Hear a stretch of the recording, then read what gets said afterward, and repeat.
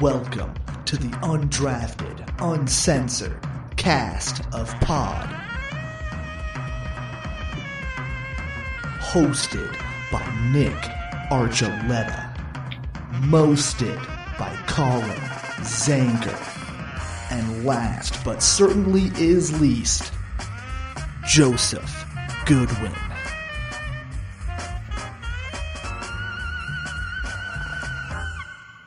Welcome in, everyone, to Undrafted, Uncensored, where I'm beginning to wonder now how we live in an era where we have 3D printers and can make anything out of anything at this point, and Dwayne Wade can't be made to look like himself. Where they did these things in the Renaissance era with chisels, and they look better than what he looked like. For shizzle.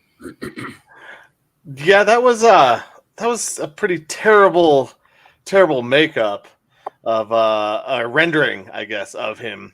It's like what even play was that supposed to be from? I haven't even seen the play that they took it from or what part it was. You know, all I can see is the play with his face now superimposed on it, or the sculpture's face on it. You can't find the picture without it anymore. No, because it's just that bad. It's replaced everything.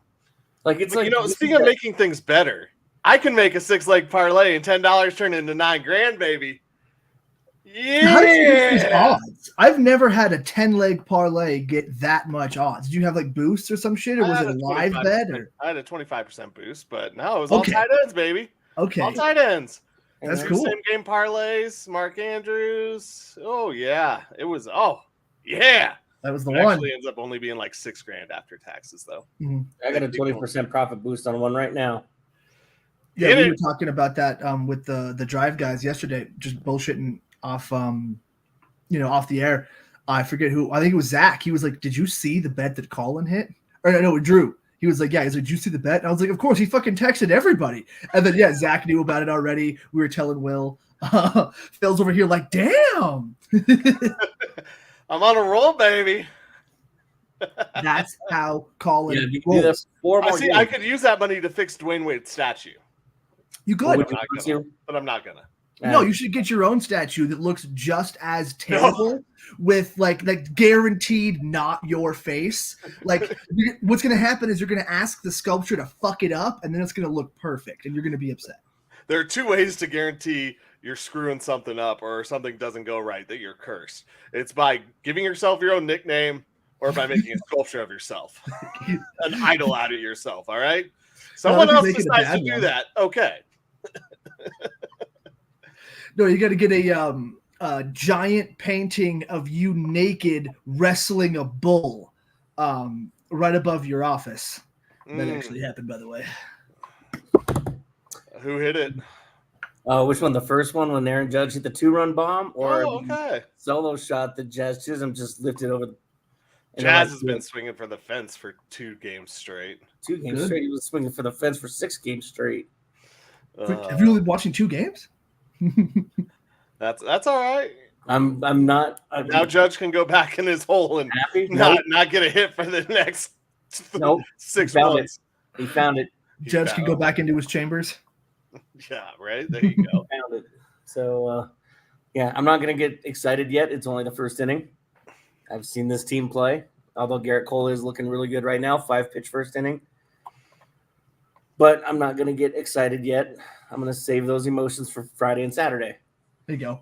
When I'm not in a hotel room by myself, trying to make sure I don't yell too loudly. Hey, I posted a video of me by myself on our Facebook page of winning that bet. Yeah, as you should. Yeah. Took off my shirt and everything. I was celebrating, baby. Yeah, come on. There's no shirt. What? You don't, I mean, it ain't like you see these titties. Hey, there was no service to be rendered, therefore Colin didn't need a shirt or shoes. Oh, man. Well, I mean, Colin's on one right now, so all I hope, dude, is like this goes well for you for a while, because that's a big gain, and I just don't want you to get punched in the mouth anytime soon. No, I've already taken basically all of it out and put a bunch into stocks, moving some to 401k. Nice. Paid off some others. Paid off some things that really just lowered my credit card that I didn't need to. A bunch of boring stuff, but I have New York coming up that I'm going to. That's in a month from now, basically. Family again? What's up? Family again? It's going to be family, but also going to watch the Avs play the Devils in Jersey. So, very nice. Me and my homeboy Brandon are going out there, which will be dope. No, you mean another center? That's the Avs playing the Rockies. No, not quite, not anymore. No, not anymore. Unless they decide if they both were their throwbacks and the Avs were their Deeks and the Devils were their Rockies, that would be dope. I would love that for that. Did they ever do that? Give them throwbacks for Rocky hockey? The Devils have worn the Rockies before. Really? That's dope. Yeah. I didn't know that. I don't watch it. You can look it up. They didn't. It was like one of their special ones. 1 year, like this was a few years back, but they had the Rockies uniforms. I love it. Okay. I swear, I've seen the Devils throw them on before. I believe you. That sounds great. But yes. So I've done some fun stuff, or I will be doing some fun stuff with it. But I basically took it all out, and I'm still, man. I'll tell you, I was one rebound away from another $200 yesterday. I've been. Every time Nick types anything, it's just. But the streak has been good, and I told you guys National Tight End Day was last Sunday, and that's all that was. It was all tight ends: Tucker Kraft, Evan Ingram, Mark Andrews. Kincaid. Kyle Pitts. No, I did not bet Kincaid. Kyle Pitts, Cade Otton. And I can't believe who I'm forgetting in the other one, but that's all right. Sam Laporta. Sam Laporta, by the way, who caught a touchdown pass, not from his quarterback who threw for 68 yards in a game where they scored like 50 points. He caught a pass from his wide receiver to get the touchdown for me. Talk about things going right for you. Right. That happened. The last two that I needed were Tucker Kraft and Jackson, and then Evan Ingram in Jacksonville. Jordan Love goes out of the game. Oh crap, we're screwed. The Jacksonville Jaguars fumble at the 5-yard line. Malik Willis throws it to Tucker Kraft because they're at the 5 and they don't want to run it from there because they'll run it on 2nd and 3rd down. Kraft gets an easy touchdown. Beautiful. Christian Kirk goes down for the Jaguars. Brian Robinson Jr. goes down for the Jaguars. So all they have left is Evan Ingram. I'm like, he's the only one he's got to throw to, and they're down. They have to throw. First drive, they go 3 and out. I'm like, crap, I'm screwed. I should have cashed out at 600. They get one more drive, and I get a cash out offer of like 250. I'm like, screw it. We're letting it ride.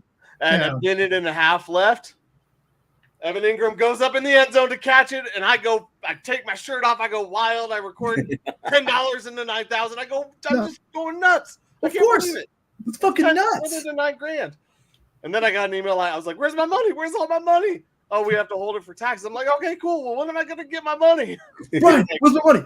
Where's my money, Brian? 2 hours later, it was all in there, and it was withdrawn like 5 hours later. I guess it's like one of those like W5s or whatever now.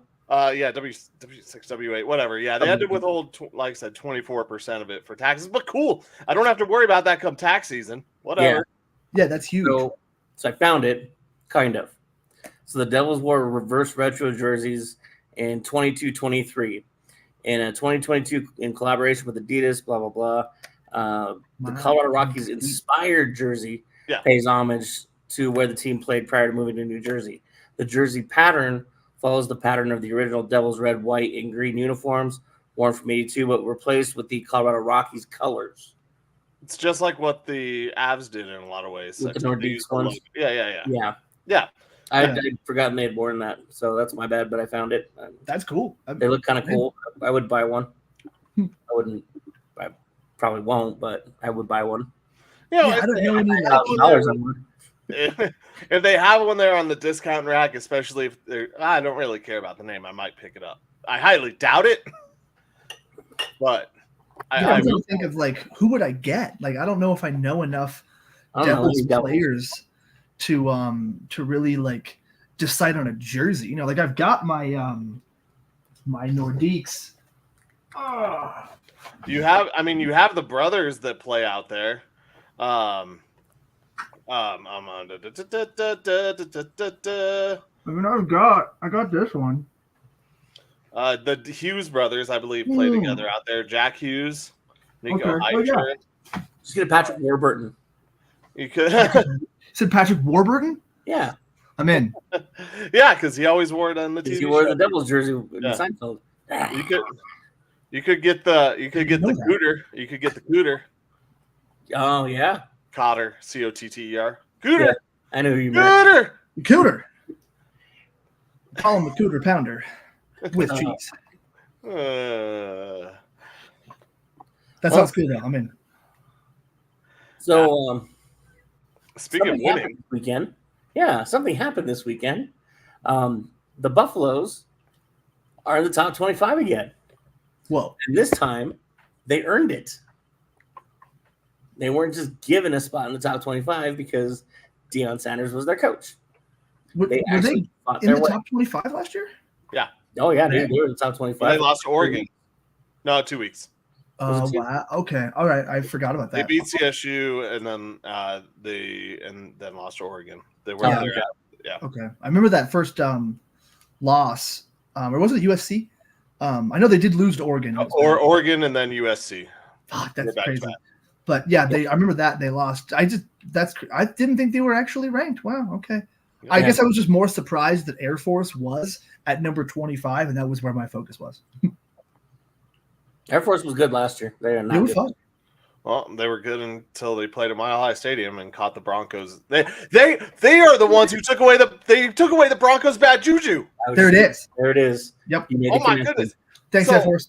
You know what else? You know what else I remember from this? Well, we can go back to it. But I got my dog last weekend on National Tight Ends Day also. That's how I remembered everything that was going on because I was driving back from Colorado Springs picking him up from the adoption place. Oh yeah, I have to remember next year to place a bet on these tight ends to score because they just went off last year. That. And so me getting the dog started the good trend, and Air Force took away all the bad juju by being terrible against Army. Yeah, right. It was Army. It was Army or Navy? Army. Navy. Right? Navy. Army. I don't know. No, I'm pretty sure it was Navy. But that's the thing. Either way, they sucked a Mile High. Yeah, I remember. They sucked all the bad juju and kept it with them for the rest of the year and brought it down to Falcon Stadium. Yep, it's the dog. When I was a kid, my dad and I got she was a Rottweiler Doberman Lab, and we named her, he named her Xanadu after one of his favorite Rush songs. Because you can't really name a dog 2112. No, so we named her this, and then right after that, Rush had their first concert ever at Red Rocks because it's a small venue, and they felt bad that they couldn't have as many fans there. So they always played Fiddlers with the curfew, and it sucked. So this is the first time they ever played Red Rocks for their 30th anniversary tour. My dad and I called into the Fox and won front row. It was supposed to be tickets by the soundboard and meet and greet passes. Nice. They ended up moving us to front row center because they gave away too many soundboard seats because the soundboard is where the best acoustics are, even though you're not actually that close. It was fucking amazing. So I've got the picture of me and my dad and Geddy Lee and Alex Lifeson. Oh, wow. Because Neil Peart didn't like, he was such an introvert. He didn't like meeting fans. Yeah. He's always like, I can't be the godlike figure that they think I am. And it's like, no, you already are. All you got to do is just be yourself and hang out. Shake my hand and walk away. That's yeah. What a rush that must have been. 100%. 100%. Like, on a scale of A to YYZ, it was a hell of a rush. Hey, and yeah, dogs. I mean, speaking of dogs, CU has the dogs out there playing the damn game. Like they are. I mean, they're playing team football. They are. They finally got it together. Before. Yeah. Well, and I think that I think we mentioned it before too. It was just a matter of the team coming together and finally clicking, because the offense would do one thing and defense would do another, and it was a tale of two halves. It felt like they were so close, but they just kept missing that one play that brings them all together. And now they've finally found a rhythm. They're a team now. Like you said, they're dogs. And I mean, add to it too. Crap, what's his name? One of the defensive guys just got the number one. Too glaring. Oh, the you have to earn it. I will look. I thought that was kind of cool too. It just came into my. I just remembered it as I was going over the good things that they've done the last month and a half. Just keep getting. Honestly, it's been kind of most of the season, except for the one glaring loss. and the Kansas State was just a heartbreaker. But like they've just been steadily improving, but they learned. It's been nice. Exactly. I think it was one of those that obviously hurts them come championship game time and playoffs potentially. To quote the great Jim Mora, playoffs. But like yeah, it's just been a steady improvement kind of all around. The running game has looked better and better, not necessarily like super good or anything, but you know what? It seems kind of good enough. But then again, that you have to take into account who they've been playing. But yeah, man, this been nice, steady improvement to see. Well, I mean, who they've been playing, they hung tough against Kansas State. Cincinnati was 6-1, who just put a freaking beat down on Nebraska the week before. I think that they've actually played some decent competition. UCF, yeah, now they're in a free fall, but that was all after the Buffs in there and spanked that ass. you know? Like at the time they were a good team. You could even credit the Buffs for some of their downfall. Yeah, and this isn't like the Broncos getting a cakewalk with teams that are half full of injured list players. Like these are actual squads that are playing good football at the time, and the Buffs are going in there and being competitive. Obviously winning the games besides the K-State game and Nebraska won, but they've been competitive throughout the whole games, and it's not like they were having. I mean, they need a miracle comeback, but they haven't needed. It's been back and forth. It's not like they've had to have crazy comebacks, I guess I should say. Well, they're down 30 points and the defense is playing soft, and all of a sudden they're back in the game. Yeah, which I think this CU team is totally capable of. But that's one thing on the defense is that they're playing really good football and keeping them in this game. That's the thing with this offense. If the defense can just hold their own a few times, the offense is going to do their job eventually for the Buffs, because Shedeur, Horn, Hunter, they're all, I mean, Augustine, like they're all going to be fine. They're all going to be fine. They're going to figure out ways to move the ball down the field and score points. Well, that K-State game was a total team loss. That wasn't just one person, one play. That was terrible use of timeouts, terrible use of challenges. That was terrible offense, terrible defense. Can't hold on to the football. It was a total team loss. And when you have a total team collapse like that, everybody at that point has to look in the mirror and start with the man in the mirror. And then go from there. Thank you. LaJohntay Webster is the wide receiver who's now number one. Thank you. Yes. Okay. Yeah, the guy, he transferred in. He's a fifth-year transfer, actually. I want to say, where is this? I think he went. Did he go? No, he went to Utah. No. He went to Florida Atlantic. Yeah. And then transferred in this year for his final year. And he was, I don't know where all this is, but he was FA. He had like 1,000 yards receiving last year also.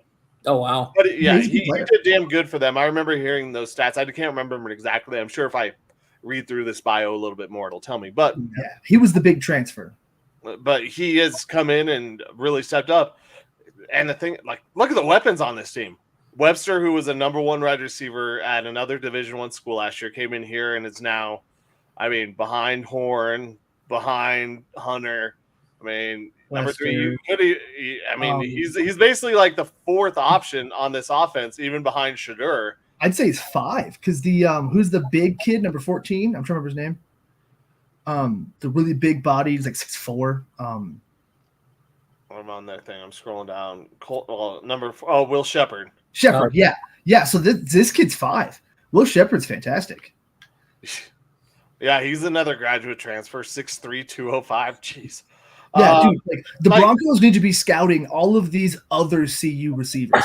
We're out of the Travis Hunter sweepstakes for sure. Yeah. But are we out of the Jimmy Horn sweepstakes? Are we out of the LaJohntay Webster or Will Shepard? I don't know if all these guys are even coming out of the draft this year, how many are going to stick around or whatever. But like, man, I want to keep some of these guys in town. There's a freshman. One more, Nick. Redshirt freshman right now, Cordell Russell, who's 6'4", 210. That's coming up. Like this team has a lot of I mean, I don't know how talented he is because I haven't done a deep dive onto the CU recruits or the backups or the guys that they have coming in next. But Damn it, Colin. Prime has really done a great job of bringing in guys that can play and will play and giving them the right time. When you think of the Cormani McLean situation and how he got cut basically from or asked to leave CU and Prime granted it, whatever it was. He got cut, he left, anything like that. He went back to Florida. You haven't heard his name at Florida at all. He had to walk on. Yeah, he made the team, but I heard last that he was in jeopardy of possibly losing that spot again in Florida and not having it. So this is Prime knowing when to cut bait, and we can talk about his recruiting and the tactics and using the portal. But the guys that are playing really are the best guys, and we've seen that growth from last year to this year. And yeah, he's brought in some guys, but there are still players from last year who have grown into playing time this year. So I think that as much as he has used the portal, I don't know if he's getting the credit for developing the guys that he has.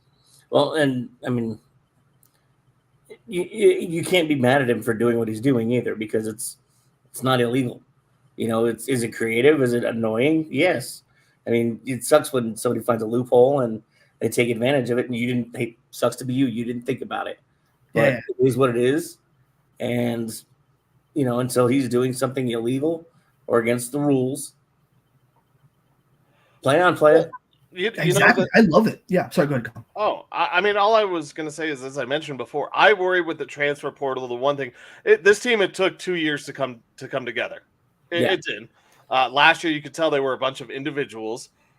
And yeah, they still have those recruits, but come a possible playoff run for this team, which I didn't think was possible at all. I didn't think they would. I expected a bowl. I didn't expect a playoff run. No, but come that time when they're playing some of the teams that are not just the one and done, relating it back to college basketball, you know, are these the Rick Pitino, you know, one and done type of kids that are going to come in, play for a year or two, and then go once they're eligible to go to the next level?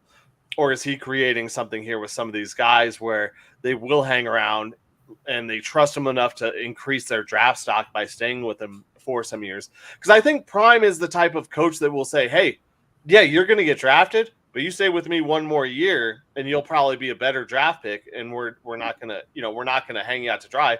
Or if someone's like, this is their chance to get drafted and he thinks they deserve it, I don't think he's going to hold on to these young men in order to just better himself. That's the sense that I get. I really feel like if he thinks it's a guy's best opportunity to go to the pros, he would tell him and he would let him go. Well, I mean, you can tell even his press conferences, you can definitely tell he is a no BS guy. He'll tell you what he thinks and why he thinks it, unless you're CBS.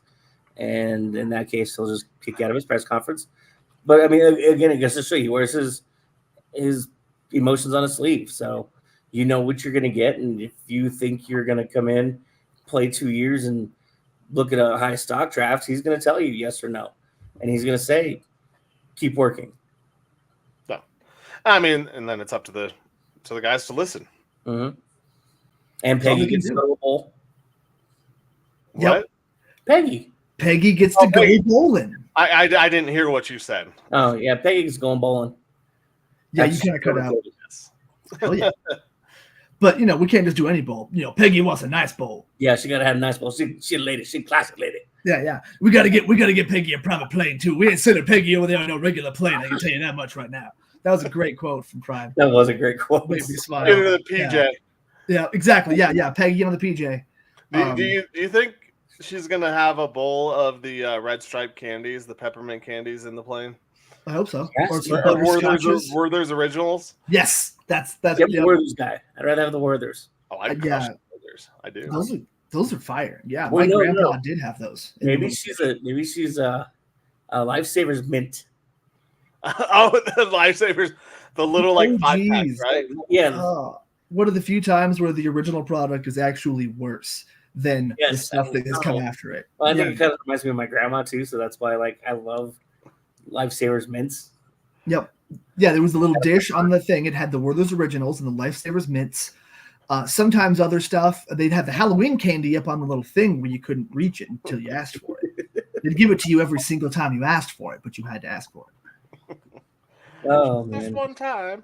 Well, speaking of growing, the Broncos now are going to show us whether or not this is a team that truly is growing, or if this is just, like Colin said, just a collection of prime opportunities that they took advantage of because of injuries plaguing their opponents. I mean, this week they faced an opponent who decided that they weren't good enough in the receiver core, so they decided to trade for Deontay Johnson. I'm like, oh, okay, so teams can go up in skill too instead of just down. Is that allowed? Well, Not for us. but Nick, you're looking at this the wrong way. This team that's going up in skill has real Super Bowl aspirations. Yes. And so if you're trading for if the Broncos were to be trading for Deontay Johnson, I believe that's at the detriment of what you're trying to develop with Bo Nix, the Ravens Franklin, or excuse me, the Ravens traded for Deontay Johnson. Yeah, the Ravens. Who did I say? Broncos. Broncos. No, but I said if the Broncos were to have traded for Deontay Johnson. No, I didn't hear the if. That's what I meant to say. Okay, then they're doing it at the detriment of Troy Franklin and Bo Nix's relationship and play on the field. Marvin Mims' development. Even if you're looking at what Devon Vele has done, it's not that Deontay Johnson isn't talented, and that it's a 5th round pick, I believe. It was a 5th or 6th round pick. Like, yeah, that would be great to have here in Denver. But the one thing that I go back to is that his time in Pittsburgh was difficult when he didn't have a quarterback that was consistent. And so I think Lamar Jackson is just off script enough that Deontay Johnson won't give up on plays. But I think Bo Nix is too young of a quarterback to handle a player like that or an attitude like that.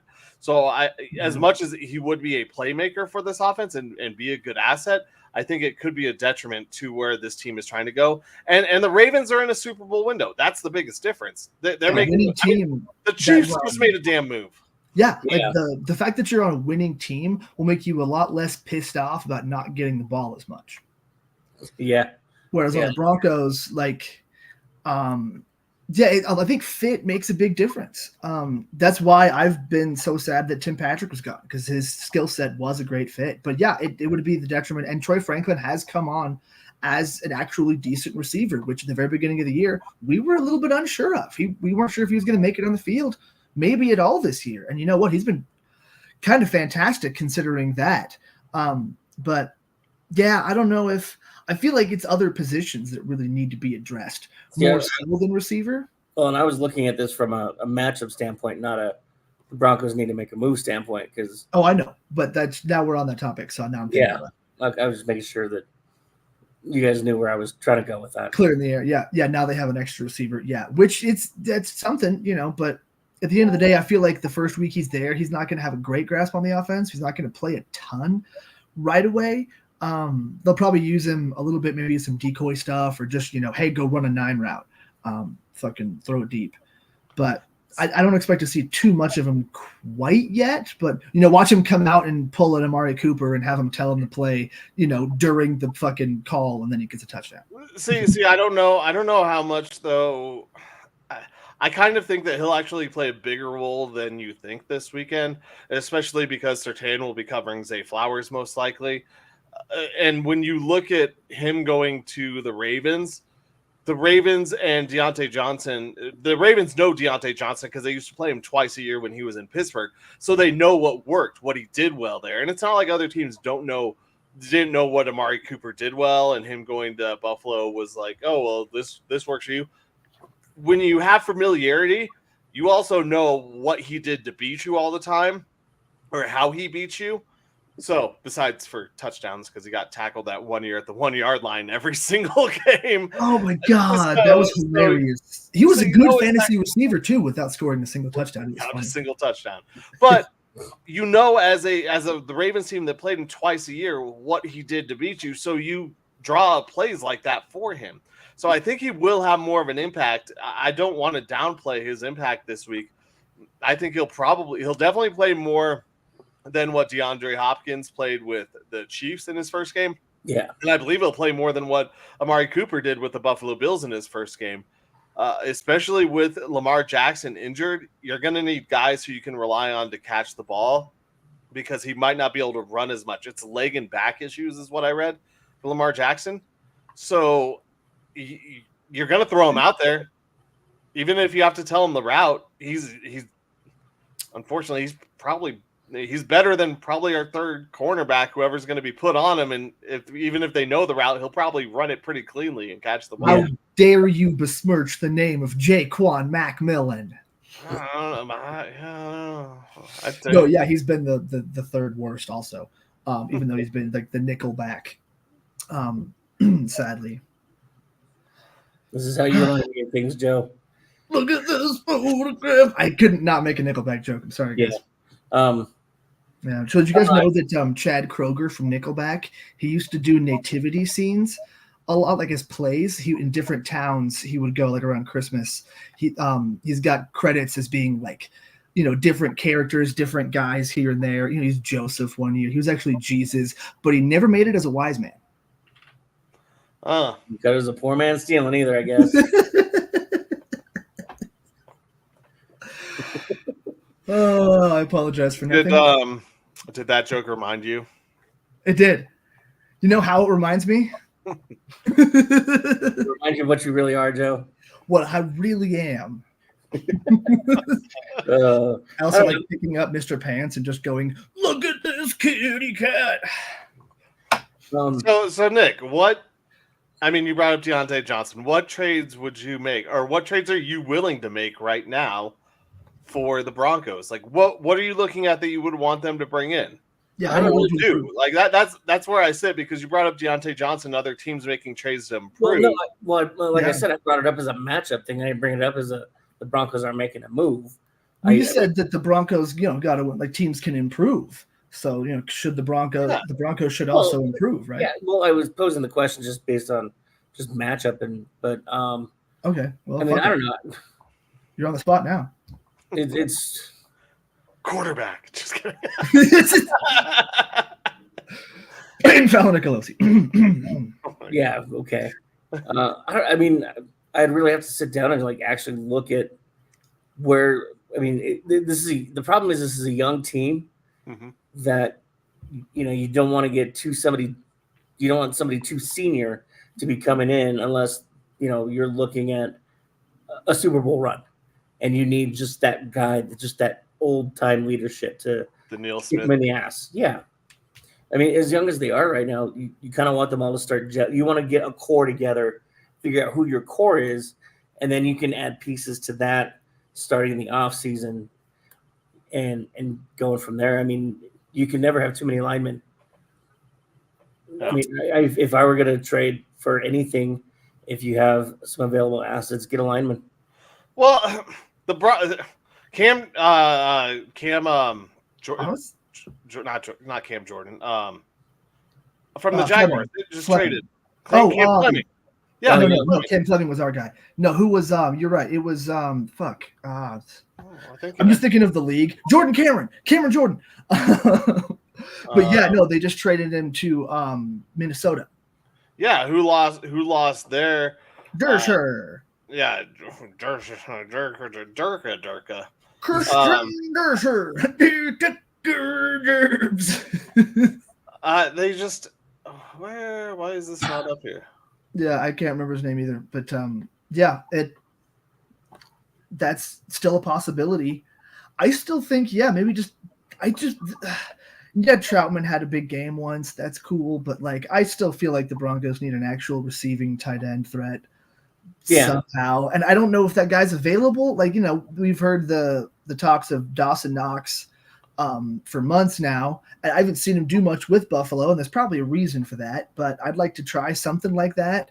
You saw Evan Ingram have a career resurgence with Jacksonville after being really talented with the Giants, but never really putting it together. So it's not impossible, but Cam Robinson you were looking for? Cam Robinson. There it is. It wasn't good. Yeah. It was the Cam part that was the correct. Baltimore gets Deontay in a 6th, and Carolina gets a 5th. Yeah, they trade him for a 5th. Yeah, to move down in the draft, whatever. Yeah. But yeah, like they That's not lost Darisaw, and he was Sure. he's given up 4 sacks, which is tied for 9th in the NFL.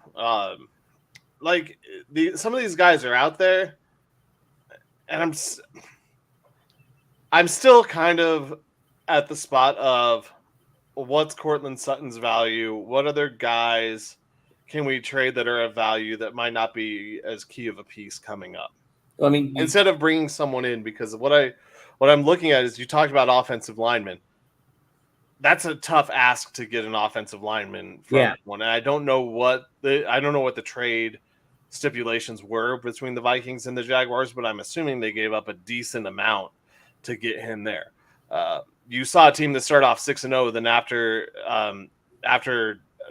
Darisaw went down, they didn't give up much. They got Cam and a conditional 7th for a conditional 5th. I mean, I see that's something that I don't know why the Broncos. I mean, unless they're really just set on keeping Bulls at left tackle, but his contract's almost up though too. What he renewed, right? He renewed after COVID to 5 years, right? So I think he might have 1 or 2 more years left. I'm not sure, but this is where I say even the guys that you can trade that might have some value. Pittsburgh could still be back on the board with Cortland Sutton. Possibility to move him there because it's about getting ammunition for the draft to move up. If we see that Cam Robinson is getting a 5th round trade or from one team to another, and he's been a pretty solid left tackle, like where else? I would say, I mean, center hasn't been great. No, unfortunately for the Broncos, but that's Cush would have looked nice. That's a slippery slope, though. Too, you start messing with the snap. Quarterback gets used to a certain set of butt cheeks, and well, I'm talking about offseason, not in the middle. Oh, okay, not for the Broncos. This is the last year of Bulls deal. Is it okay? The last year. I mean, you can't really bring him in without having included Bulls. Maybe then you added draft picks. I don't know, but I understand not wanting to mess with the offensive line in the middle of the season without injuries. Yeah, because it's been. I'm more talking about getting ammunition for the draft and maybe not bringing in players because you're right, Nick. This isn't a Super Bowl team. Like they could make the playoffs. They've been on a hell of a run. Mm-hmm. Playoffs, but it is still, in my mind, pretty fluky. So. Pretty Doug fluky. I don't know. I mean, sometimes fluky works though too. Well, but it only they're getting better. Won a Super Bowl. What? I said Joe Flacco won a Super Bowl. Not his rookie year though, but yes, true. That's true. But no, it's kind of similar to the Buffs. They're steadily improving. I don't think it's going to get to the point to where they're going to be a contender either, but they could be one of those teams that gets into the playoffs. Maybe depending on the matchup, you can steal a game. That would be a lot of fun. That would give people a lot of hope around here. That would give the team a lot of hope. And then, especially if they do what Colin says and get a few more draft picks, because now your draft picks are going to be worth less. But you know what? At that point, it's worth it because you have the young quarterback. You have the building blocks. That was always Colin and I's problem with trying to go for the playoffs with the Russell Wilson Broncos is you're never going to be able to get out of this rut. And you're never going to really get far into the playoffs either. But now we finally have something worth building around that, I'm down. Let's go. Let's go. Thanks, everybody, for tuning in. By the way, we appreciate you. You're tuned in Undrafted, Uncensored on the E5280 Sports Network or one of the many different social media platforms we have. Thank you for tuning in. Yes, appreciate y'all. And so I don't know. I mean, how do you guys feel about Sunday? I'm different right now.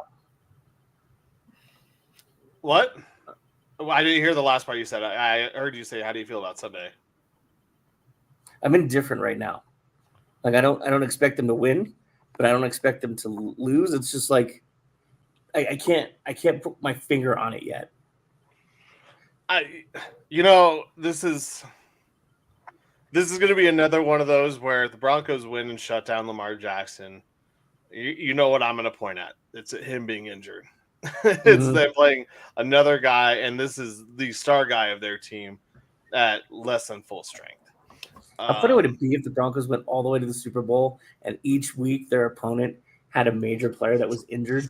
That would be the ultimate fluke way to win everything. It really would. I would definitely call it a fluke. Yeah. But we would love that. We would wear that fluke on our shoulders as a badge of honor. So, that's the way that I'm going to react to the Broncos do beat the Ravens. It's like, well, Lamar Jackson wasn't full strength. But even then,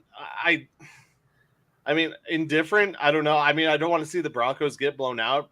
But I have a feeling Harbaugh hates the damn Broncos. He does. I don't know. What? He hates his brother, too. He hates his brother, too. But he hates the Broncos.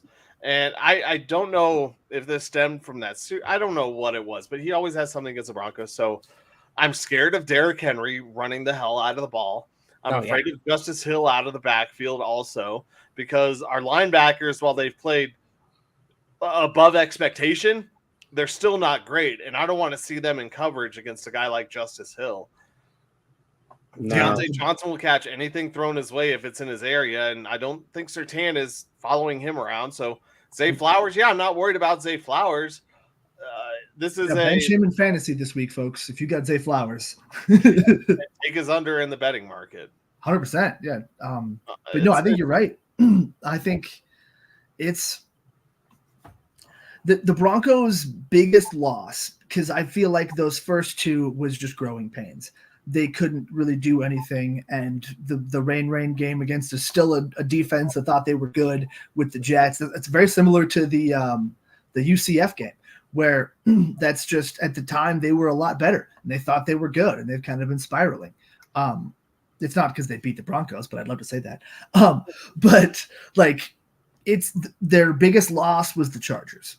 What did the Chargers do? They ran the ball down your fucking throat. They didn't let up. They didn't stop. It didn't even matter the running style of the running back, who was more of a speedy, jukey. It didn't matter. Just keep doing it. Just keep getting points. So that's what worries me, is another team that will just pound the rock down your throat with Derrick Henry and Justice Hill, who can still carry the ball just fine, but also catch it out of the backfield and hurt you that way.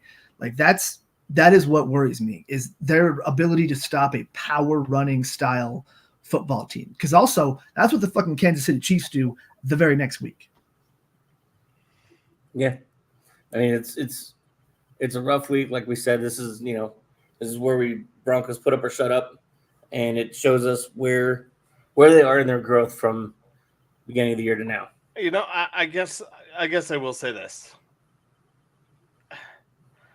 I kind of hope the Broncos get their butts whooped.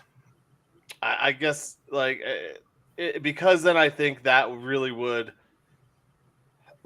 for what I think needs to happen here with this team, is then I think that they would be more open to letting some guys go and acquiring draft capital for this next year. I think if they win or they keep it close, much like last year, not benching Russell Wilson, they'll keep riding it out, even though things aren't great. And so, I don't want the Broncos to get their asses whipped, but I think the best thing for this team in its future is for the Ravens to completely outclass them in this game, and the Broncos to say, we still have work to do. We're not there yet, but we're on the right path, but we're still a ways away, and we got to do some other work. Wait, hold on. Did Colin just suggest a moral victory? Yeah, I heard that. Well, no, it's saying we're still a ways away, but there's work to do, and we can't do it with the guys that we have here, which is what I'm saying. I heard moral victory. That's exactly what I heard. Yeah, this sounds like someone who's floundering and trying to getting defensive about it's suggesting. We're on our way with the other wins, but look, we're not there yet. That's what it's like saying. In The Office when Michael Scott suggests a pyramid scheme, and he's like, "No, it's not a pyramid scheme. I swear, you just get a bunch of lower people to make money, and then they send it up to you, and then you can send the money up." And it's not a moral victory when you lose and you realize that you need to get rid of some guys in order to get better. No, I agree. I completely agree with you. Victory. I just love it. Yeah, it's not a pyramid scheme. It's not a moral. How is it a moral victory by losing and saying that you need to get rid of the guys to get better? You've established who you need to get rid of. So time to move on. Deuces. Here's your paper. You can even go on a run because of that. Tuesdays. So your proxy card won't work after Tuesday night. See ya. We're gonna need you to pack your stuff up and go. Well, I mean, it could be worse. You could be 2-2, and the only 2 games you've won have been courtesy of overtime on the East Coast because you don't want to play the first 3 quarters against terrible teams. Yes. Oh, man, and I just can't choose the right day to bet Jokic. You're a little mad about the triple-double last night? No, I bet him the night before, and then I didn't bet him again because I was like, oh, it's a back-to-back after an overtime game. Why would I do that? Because they're going to do it again. I had $10 to win $2,700 because I was working the World Series game last night. So I was like, all right, we'll hang out and watch some Nuggets. If Christian Brown gets like 2 more points because he's hit the over every single fucking time, and if Jokic hits 1 goddamn 3, I get $2,700. But no, those things didn't happen. Russell Westbrook hit the over.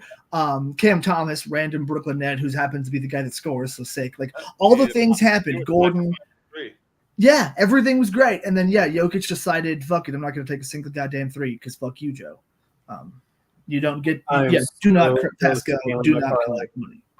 Yeah? What'd you get? So close right now. Don't even say it until it happens. I'm not going to. But the Nuggets struggles away from home.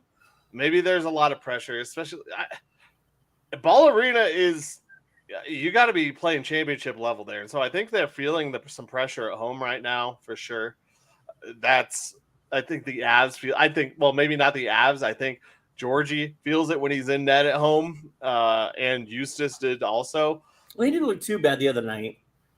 But I still think that there's a lot of pressure especially to start the season off when really, I'm trying to think back of fast starts for both of these squads, and it's hard for me to remember really fast or big starts by the Nuggets or the Avs, going out and winning, 5 of their first 6 or 7 or whatever.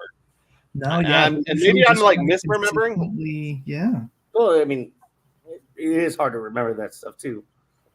But it just doesn't feel like either of these squads are fast starting teams. And as fans, we have these expectations, and we, for the Avs, it's one like, okay, well, Nichushkin's coming back now. Ross Colton is out.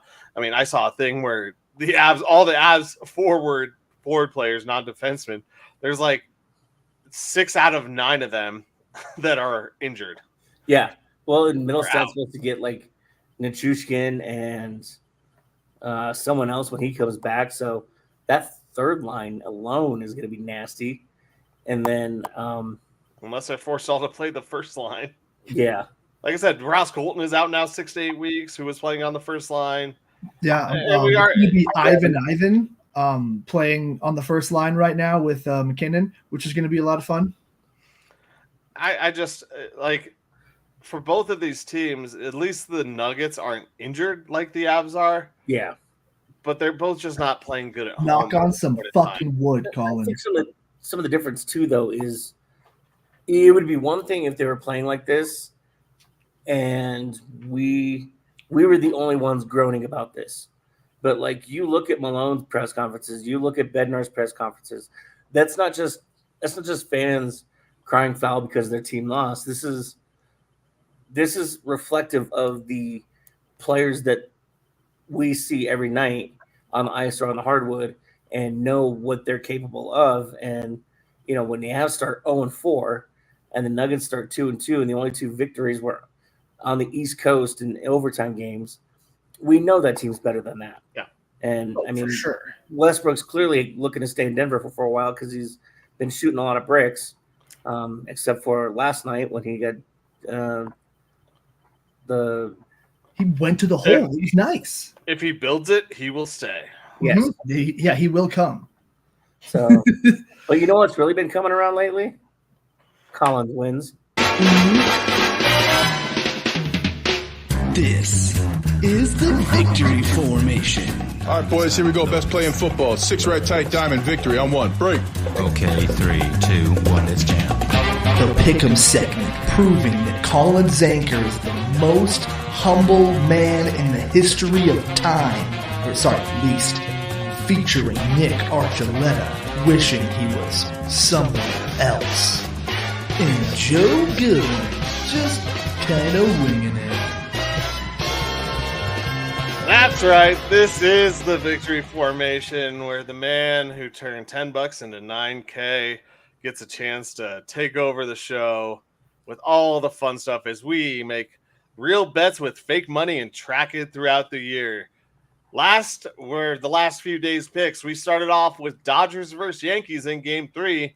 I was the only one smart enough to choose the Dodgers in that one, as Nick and Joe both lose $10. I won $22. Hawks versus the Thunder. The Thunder demolished the Hawks in Oklahoma City to the tune of the Thunder were a minus 450 favorite in that game. So Joe, you won $2 on that one, a total of $12.22. Wow.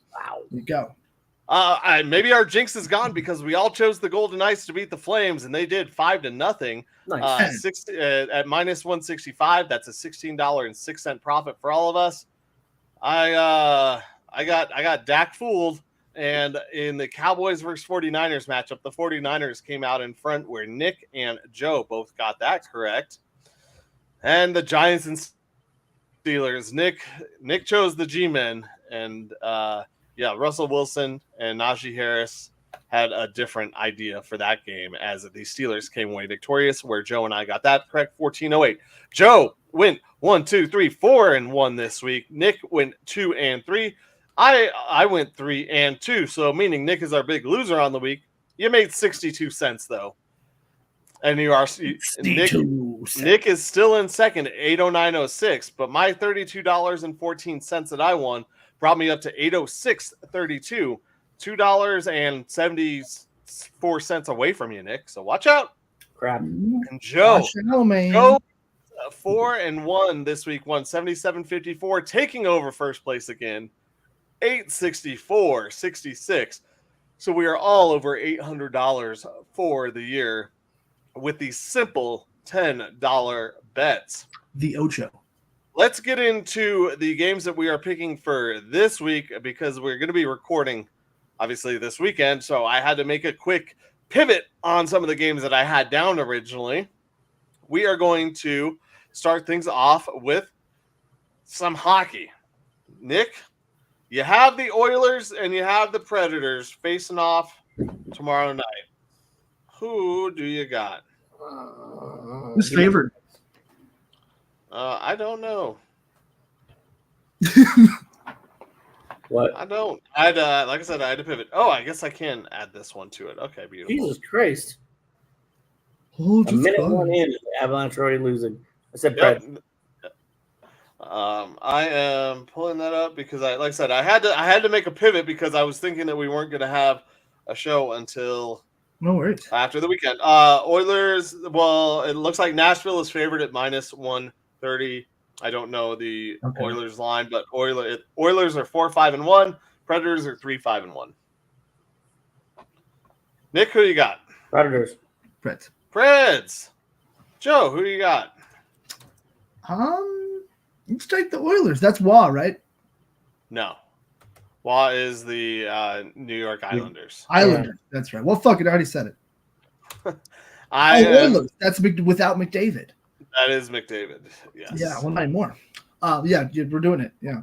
Okay. I am also taking the Predators at home, one of the coolest arenas that I've visited. Next, we move on to Friday, the Lightning versus the Wild. This one is in Minnesota, no line for it, but the Lightning are 6-3-0. The Wild are 6-1-2. Joe, who you got? I'll take Tampa. They still have good defense, and they still got what's his name? Kucherov? No, he's an Av. Kucherov. I forget his name then. But yeah, the one guy. They got some guys. Yeah, they got that one guy. I don't remember his name. I am going to stick with my home team. Right? Vasilevsky. I'm going to stick with my home team trend here and go with the Wild in Minnesota. Nick, who you got? Because they scored so quickly against the Avs, give me Tampa. That was kind of a bad omen, wasn't it? Them Yeah. scoring that quick. lean to this. All right. Next, we move on to the WNBA, to the NBA. The WWE, what? NBA, where Thursday night basketball, we have the Suns taking on the Clippers in La La Land. I am going away from my hometown team, and I'm just taking the Suns. Nick, who you got? Yeah, no, it's Kucherov. Okay, Clippers. I was right. Give me the Clippers. You know, their logo that looks like a hop. Yeah, the hop guys. Joe, who you got? I wasn't listening. I'm sorry. It's Clippers and who? Suns, Clippers in Suns. LA. Those were two very disappointing teams. Yes. Suns. Joe takes the Suns. Next, we move on to Thursday night football. We have the Houston Texans heading to New York, and the Jets. Jets are favored at minus 125 over the underdog road Texans. Nick, who you got? Give me Houston. Oh, what they're thinking. Joe, who you got? I mean, yeah, I feel like Tank Dell could get a little bit shut down, but Sauce hasn't had the same sauce recently. I think I'm with Nick on this one. I'm going to take Houston. This is one of those where Vegas is screaming at you to take Houston and don't do it. I am taking the Jets because, yeah, everything in my first instinct intuition was the same thing. Take the Texans. Why are they favored? What's the reason? There's something behind it that the Jets are favored at home. Don't ask me why, but I'm going to go with Vegas and take the Jets in this one. I'm not going to lie. I was thinking the same thing after I said the Texans. I thought to myself, this is a burn. There's something going on there. I don't know what it is. We don't know yet. Obviously, this game is tomorrow night. Well, it's not too late, Nick, if you want to switch it up. I'll stick with my gut for now. All right. Next, we move on. Oh, no. Actually, that game is Saturday at 6 p.m., so we cannot move on to that because we will be recording before that one happens. So we'll save it for Saturday. Yeet. You know, so we got a slate of 4. Like I said, I had to do some bouncing around and figuring stuff out there because I realized that we have our second show this weekend and these games won't be over until. These were all good picks. They all kind of felt like closer toss-up games. Sometimes it's like, not necessarily, but like sometimes it's Notre Dame Navy. Pick them. Notre Dame Navy. Win games. Yeah. Or sometimes it's Atlanta Hawks versus the Oklahoma City Thunder. But there was only one of those. That was still, but yeah, I was looking at you guys like, you realize the Hawks had the number 1 overall pick, right? And the Thunder are like really fucking good. The Hawks were playing, but the Hawks were playing good basketball. Yeah, they were playing pretty good. They were, Trae Young isn't, so, nice Trae, the guy, all we're hoping for is that the Hawks somehow do just bad enough that they want to trade Bogdanovich because the Nuggets just need a shooter. I think he still makes too much money. You'd have to trade Zeke Najigan like 4 All right, Joe, let Nick go watch the game. We got 2 more minutes. We're fine. Nick wants to go. We already know what's going on. Sorry, I don't mean to cut you off, but I know Nick wants to get away from this. I appreciate that, Colin. Thank you. 2 outs in the top of the 4th. I've been relatively good about maintaining most of my control. I do have 2 legs left in my parlay that I need to hit. Fuck yeah. I do want to say you're welcome for having this on Wednesday, so you could at least have one game while the World Series was still going on. Yes, that you didn't have to pick and be wrong about. I do appreciate that. We're gonna go night driving. No, we're already into space. You just don't have your earphones on. Oh, that's right. I don't have my headphones on. Thanks everybody for tuning in tonight. We appreciate you. Make sure to like, subscribe, tell your friends, tell your mom's friends, and tell Yankees fans too, because we're awesome and we're gonna win. Tell Yankees fans to keep the hands to themselves. Right? That too. I mean, there's always idiots. There's always idiots. For Colin Zinker and Joe Goodwin, I am Nick Archuleta. This has been Undrafted Uncensored. Thank you, Michael Spillin, and everybody over at e5280sports.com for hosting us, having us, and loving us. And thank you to Pikes Peak Sports Cards down here in the Springs, where I'm at. Thank you for sponsoring us. We love you. Also, have a wonderful night. Happy Halloween. Boo.